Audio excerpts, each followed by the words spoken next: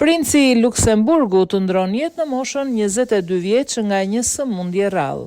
Princi Frederik Nassau, djali i kushëririt të dukës së madh Henri të Luksemburgut, ndroi jetë në moshën 22 vjeç në 1 mars. Babai i tij, princi Robert i Luksemburgut, njoftoi lajmin e trisht të shtunën përmes një mesazhi në faqen zyrtare të faqes internetit të fondacionit Polgji, i cili u themelua nga Frederik. Princi Frederik kishte vuajtur nga një sëmundje mitokondriale e lidhur me gjenin Polg që nga lindja, megjithse u diagnostikua vetëm kur ishte 14 vjeç.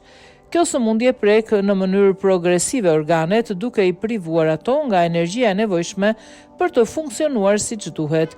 Princi Frederik ndroi jetë në Paris. Fondacioni që ai krijoi mbështet kërkimet për këtë sëmundje, për të cilën aktualisht nuk ka kur.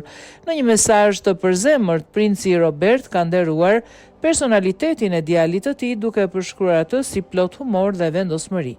Pyetja e tij e fundit për mua ishte: "Babi, a je krenar për mua?" Përgjigjja ishte shumë e lehtë dhe ai e kishte dëgjuar tashmë kaq shumë herë, tha princi Robert.